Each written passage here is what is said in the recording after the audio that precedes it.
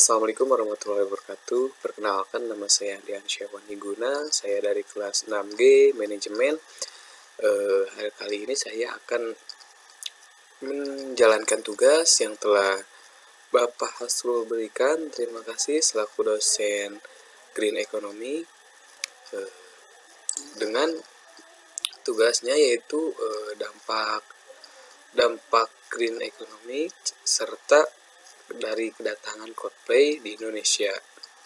Oke, yang pertama di sini saya akan menjelaskan bahwasannya Coldplay adalah grup musik Inggris yang dibentuk tahun 1997.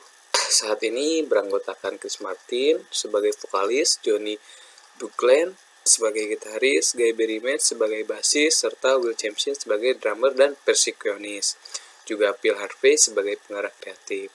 Mereka bertemu saat menjalani kuliah di Universitas College London (UCL) dan mulai bermusik sejak 1997 hingga 1998. Awalnya, band ini bernama band Starfish setelah merilis EP pertamanya, Safety, tahun 1998. Coldplay mulai mendatangi kontrak dengan Parlophone tahun 1999. Album debutnya, Parachute, pada tahun 2000 membuat single perdananya, Yellow, yang meraih penghargaan Brit untuk album Britania Raya di tahun pada saat itu. Penghargaan Grammy untuk album alternatif terbaik dan nominasi Mercury Prize album keduanya, Rush of Blood of the Head, menenangkan prestasi yang sama, berisi single Clock yang berhasil menangkan penghargaan Grammy untuk rekaman terbaik di tahun itu. Album ketiganya yaitu XNY 2005 yang melengkapi trilogi mereka, serta album keempat Viva La Vida or Dead Are Spread tahun 2008. Kedua-duanya dinominasikan di penghargaan Grammy untuk album rock terbaik yang terakhir menang. Keduanya menjadi album dengan penjualan terbaik pada masing-masing tahun, memuncaki tangga album di 30 negara.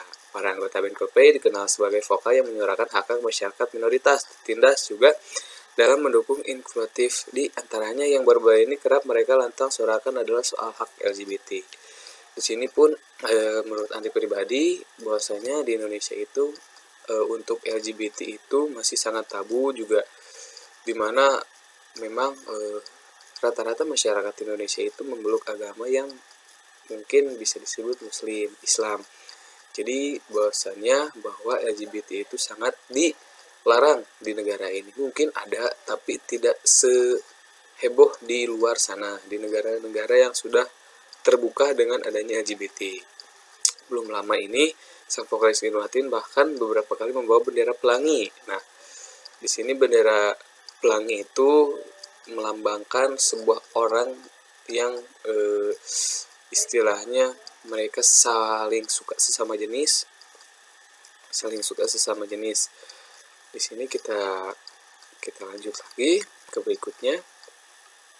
Nah, di sini kedatangan Coldplay ke Indonesia, Andi juga mengetahui bahwa MUI sudah menyiapkan surat untuk memperatif Sandiaga Uno tentang penolakan konser Coldplay pada saat itu. Di Jakarta, Wakil Ketua MUI Anwar Abbas mengungkap alasan pihaknya menolak Coldplay lantaran grup musik asal Inggris itu sangat kental dengan LGBT. Oke, lagi-lagi balik lagi dengan LGBT di sana, karena memang mungkin di luar negeri di sana ataupun di negara-negara luar masih bisa menerima hal seperti ini LGBT. Tentu tidak di Indonesia, mungkin sebagian orang masih sangat membantah atau menolak adanya LGBT. Terus untuk melakukannya, di sini kita akan membahas tentang sebuah strategi pemesanan Coldplay. Tiketnya yang dia sebarkan ke Indonesia pada saat ini dan akan memulai show-nya dia di bulan November. Pembelian tiket konser Coldplay dibuka pada Jumat tanggal 19 bulan 5 2023. Mulai pukul 10 siang. Pembelian tiket hari ini dibuka untuk setelah sebelumnya pada Rabu tanggal 17 bulan 5 2023 itu dilakukan oleh presale-nya BCA, karena memang sponsor terbesarnya itu di show Coldplay tahun ini bulan November itu oleh sponsor BCA. Sama seperti sebelumnya, link untuk pembelian tiket dilakukan di laman coldplay.com. Tidak seperti sebelum bayar untuk tiket konferensi tersebut. Oke, kita lanjut ke yang berikutnya. Oke, Jadi mungkin apa ya, di sini bisa disimpulin bahwasannya kalau memang Coldplay datang ke Indonesia dengan masih melambangkan logo LGBT, mungkin akan memacu beberapa pihak kontroversi seperti menolak adanya hal seperti itu seperti LGBT mungkin memang masih sangat tabu di Indonesia. Tapi jika memang tidak menyuarakan hak-hak seperti itu dan keep saja, dan Coldplay pun hanya cukup show aja, sudah tidak melambangkan hal LGBT atau lain-lain, mungkin akan baik-baik saja menurut Anda seperti itu. Untuk halnya seperti pada dasarnya memang orang Indonesia mungkin sulit menerima hal baru, terlebih untuk hal LGBT. Ya, bagi dampaknya bagi lingkungan hijau, adanya Coldplay datang ke Indonesia menjadi suatu hal yang memang harus bisa kita jaga.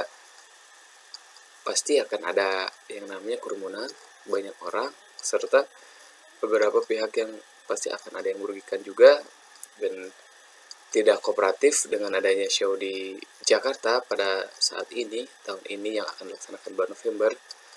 Mungkin akan berdampak juga, seperti mungkin dari lingkungan hijaunya tidak terjaga. Contohlah hal kecilnya, banyak yang membuang sampah sembarangan, tidak mengantri, ataupun juga tidak beretika. Artinya tidak beretika adalah tidak menjaga kesopanan pada saat konser sedang berlangsung.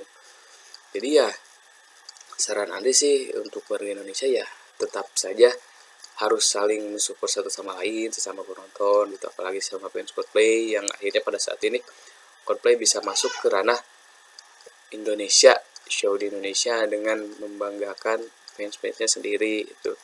Jadi fans-fansnya pun harus akur, gak boleh ada yang ribut, gak boleh ada yang macem-macem, jangan jangan buat malu lah warga Indonesia gitu. Cukup nikmati aja gitu, meskipun ramai ya dalam hal wajar gitu, jangan sampai merugikan sebelah kanan kiri kita yang juga sama membeli tiket atau menonton konser Coldplay tersebut. Dari sini mungkin Andri